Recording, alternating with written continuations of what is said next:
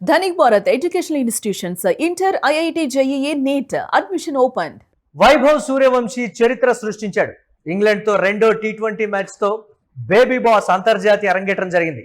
17 ఏళ్ల 99 రోజులకే team India cap అందుకున్నాడు వైభవ్. సచిన్ టెండూల్కర్ పేరిట ఉన్నటువంటి ఆల్ టైమ్ రికార్డు బ్రేక్ అయింది. అతి పిన్న వయసులో భారత్ తరపున ఆడుతున్నటువంటి యంగ్ సెన్సేషన్ గా రికార్డు క్రియేట్ చేశాడు వైభవ్. సచిన్ 16 ఏళ్ల 205 రోజుల రికార్డును వైభవ్ అధిగమించాడు. వరుసగా సంజు శాంసన్ విఫలమవుతూ ఉండడంతో తనపై వేటు పడింది. శాంసన్ స్థానంలో తుది జట్టులోకి వైభవ్ వచ్చాడు. ఇంగ్లాండ్తో రెండో టీ20లో టాస్ గెలిచి భారత్ బ్యాటింగ్ ఎంచుకుంది. ఈ నేపథ్యంలో ఓపెనర్ ఇద్దరు కూడా ప్రస్తుతానికి ధాటిగా అయితే ఆడుతున్నారు. దీనిపై మరిన్ని అప్డేట్స్ స్పోర్ట్స్ అనలిస్ట్ వెంకట్ అందిస్తారు. వెంకట్, ఐర్లాండ్ పర్యటనలోనే ఈ రికార్డు బద్దలవ్వాల్సింది, కానీ ఇంగ్లాండ్ పర్యటనలో ప్రస్తుతం ఆ రికార్డు క్రియేట్ అయినటువంటి సిచ్యువేషన్. ప్రస్తుతానికైతే వైభవ్ బాగా ఆడుతున్నాడు, అంటే వైభవ్ బాగా ఆడుతున్నాడు అనే దానికన్నా కసిగా ఆడుతున్నాడు అనేది అయితే క్లియర్ గా అర్థమవుతుంది. ఏంటి, ఎలా చూడొచ్చు అంటారు ఇప్పుడు? అంటే మనం గత కొన్ని రోజులుగా కూడా అంతర్జాతీయ క్రికెట్ లో వైభవ్ సూర్యవంశీ ఎంట్రీ గురించి పెద్ద ఎత్తున మాట్లాడుకుంటూనే ఉన్నాం. మన ఇద్దరం కూడా చాలా సార్లు అంటే వైభవ్ సూర్యవంశీకి సంబంధించి ఎప్పుడు అవకాశం వస్తుంది ఏంటనే అంశం సంబంధించి కొంత చర్చ అయితే జరుగుతుంది అటు అంతర్జాతీయ మీడియాలో కానీ, లేదంటే ఇటు చాలా వరకు కూడా ఆ మాజీ క్రికెటర్లు కానీ వీళ్ళందరూ కూడా వైభవ్ సూర్యవంశీ అరంగేట్రం చేయాలనేటువంటి అంశానికి సంబంధించి చాలా వరకు కూడా తమ అభిప్రాయాలు అయితే చెప్తూ వస్తున్నారు. కానీ ఇక్కడ అవకాశం అయితే అతనికి రావడానికి కాస్త కష్టంగా ఉంది అనేటువంటి అంశం అయితే స్పష్టంగా అర్థమవుతుంది. కానీ ఇక్కడ అంటే గత 3 మ్యాచ్ల్లో ఇంగ్లీష్ పర్యటనకు సంబంధించి, అంటే బ్రిటన్ పర్యటనకు సంబంధించి చూసుకుంటే గత 2 మ్యాచ్లు అంటే ఐర్లాండ్ విషయంలో కానీ, ఆ తర్వాత జరిగినటువంటి ఇంగ్లాండ్ తో మ్యాచ్ విషయంలో కానీ సంజు శాంసన్ ఫెయిల్ అయినటువంటి నేపథ్యంలో ఆ వైభవ్ సూర్యవంశీకి అవకాశాలు ఇవ్వాలి అనేటువంటి అంశానికి సంబంధించి కొంత అటు ఒత్తిడి అయితే పెరుగుతూ వచ్చింది. ఈ నేపథ్యంలోనే వైభవ్ సూర్యవంశీకి అవకాశం అయితే ఇచ్చారు. ఈ నేపథ్యంలో అతను కొంత అంటే తొలి మ్యాచ్ లో, అంటే తనకు అవకాశం వచ్చినటువంటి తొలి మ్యాచ్ లో అతను అంటే 9 బంతులు ఎదుర్కొని 14 పరుగులు అయితే చేశాడు. ఇక సచిన్ కంటే చిన్న వయసులో అతను టీమిండియా అరంగేట్రం చేసినటువంటి పరిస్థితి కనపడుతోంది. కానీ ఇక్కడ అతను మనం సచిన్ కంటే టాలెంటెడ్ అనే అంశాన్ని మనం మాట్లాడుకోలేము. ఎందుకు అని అంటే సచిన్ ఆడుతున్నటువంటి టైంలో టీ20 లేవు. కేవలం వైట్ బాల్ క్రికెట్ లో ఆ వన్డేలు ఉన్నాయి, టెస్టులు మాత్రమే ఉన్నటువంటి పరిస్థితి ఉంది. కాబట్టి ఆ రోజు ఉన్నటువంటి పరిస్థితులు వేరు, ఈ రోజు ఉన్నటువంటి పరిస్థితులు వేరు. అలాగే ఇప్పుడు చాలా మంది ఎగ్జాంపుల్ గా విరాట్ కోహ్లీ గురించి చెప్తూ ఉంటారు. కానీ విరాట్ కోహ్లీ ఇటు వైట్ బాల్ క్రికెట్ కి సంబంధించి సచిన్ తో పోలిస్తే, అంటే టీ20లో కానీ లేదంటే ఇటు వన్డేల్లో కానీ చూస్తే సచిన్ కంటే ఎక్కువగా పరుగులు చేసినటువంటి క్రికెటర్ అతను.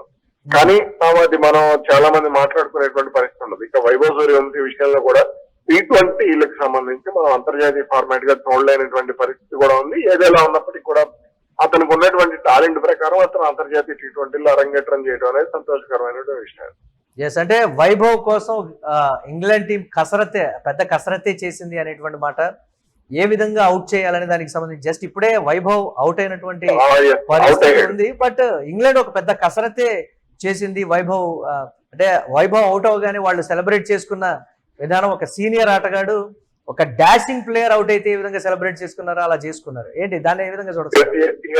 క్రికెట్ విషయానికి వస్తే మన ఇద్దరమే మాట్లాడుకున్నాం దీనికి సంబంధించి. గతంలో ఐపీఎల్ కి సంబంధించి మనం అది సౌత్ ఆఫ్రికా ఆటగాడ విషయంలో అనుకుంటే మన ఇద్దరు మాట్లాడుకున్నటువంటి అంశానికి సంబంధించి ఇక్కడ అంటే మీ వయసు ఎంత, నా వయసు ఎంత అనేటువంటి అంశం అనేది ఇక్కడ పరిగణలోకి రాదు. కేవలం క్రికెట్ మాత్రమే.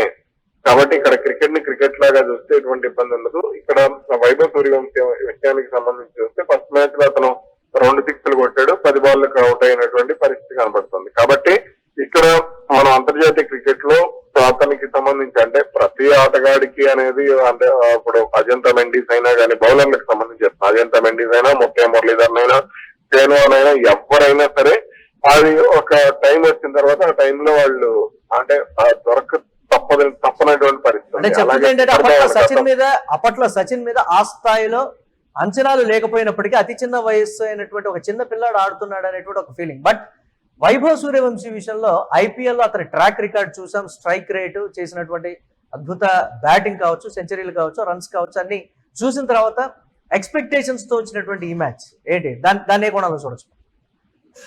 అతని మీద అంచనాలు అనేవి భారీగా ఉన్నాయి. ఈ విషయాల్లో అతను ఎవరు కూడా బీట్ చేయలేరు. ఎందుకంటే అతని వయసు ఎలా ఉన్నప్పటికీ కూడా అతను ఆట తీరు విషయంలో అతను ప్రూవ్ చేసుకున్నటువంటి పరిస్థితి ఉంది. కానీ ఇక్కడ అంటే కొన్ని విషయాల్లో మనం మాట్లాడుకుంటే చాలా వరకు కూడా డిఫరెంట్ ఆస్పెక్ట్స్ అన్నమాట. అంటే అంతర్జాతీయ క్రికెట్ విషయానికి వచ్చేసరికి చాలా వరకు కూడా చాలా అంటే కొంత భిన్నమైనటువంటి పరిస్థితులు మనకు అంతర్జాతీయ క్రికెట్ లో కనపడుతూ ఉంటాయి. కాబట్టి అంటే ప్రతి టీము కూడా జాతీయ స్థాయిలోకి వచ్చేసరికి వాళ్ళు గెలవాలనేటువంటి తపన కనపడుతుంది. కాబట్టి అక్కడ సచిన్ విషయంలో గతంలో వసీం అక్రమ్ గానీ లేదంటే వీళ్ళందరూ కూడా సచిన్ ని కట్టడి చేసే వకార్ యూనిస్ కానీ వీళ్ళందరూ కూడా షోయబ్ అఖ్తర్ కానీ వీళ్ళందరూ కూడా అటు ఆస్ట్రేలియాకి సంబంధించి చూసుకున్న బ్రెట్లీ గానీ షేన్ వాన్ గానీ వీళ్ళందరూ కూడా అతన్ని కంట్రోల్ చేయడానికి ప్రయత్నం చేసేవాళ్ళు. అలాగే ఆ తర్వాత వెస్టిండీస్ కి సంబంధించి మాల్కమ్ మార్షల్ గానీ వీళ్ళందరూ కూడా అతన్ని కంట్రోల్ చేయడానికి, యాంబ్రోస్ గానీ వీళ్ళందరూ కూడా కట్టడి చేయడానికి ప్రయత్నం చేసేవాళ్ళు. కానీ ఈ రోజు వైభవ్ సూర్యవంశీ విషయానికి వచ్చేసరికి అటువంటి పరిస్థితులు లేవు. ఇప్పుడు మనకి విరాట్ కోహ్లీ పరిస్థితి చూసుకుంటే చాలా డిఫరెంట్ గా ఉండేది.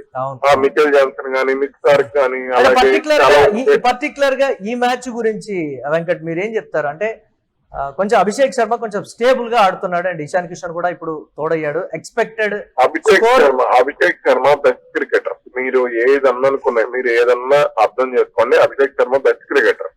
అభిషేక్ శర్మకి సంబంధించి మనం ఎటువంటి అతను ఆస్ట్రేలియాలో ఆడాడు, ఇండియాలో ఆడాడు, ఆ తర్వాత ఇప్పుడు ఆ ఇంగ్లాండ్ లో కూడా ఎక్స్పెక్టెడ్ స్కోర్ ఏ విధంగా ఉండేటువంటి ఛాన్సెస్ ఉన్నాయంటారు? ఇప్పుడు 5.1 ఓవర్లకి 55 పరుగులు, 180 పైగా పరుగులు చేసేటువంటి ఛాన్స్ అయితే స్పష్టంగా కనపడుతుంది. ఎందుకంటే అభిషేక్ శర్మ బ్యాటింగే చెప్తున్నాను నేను.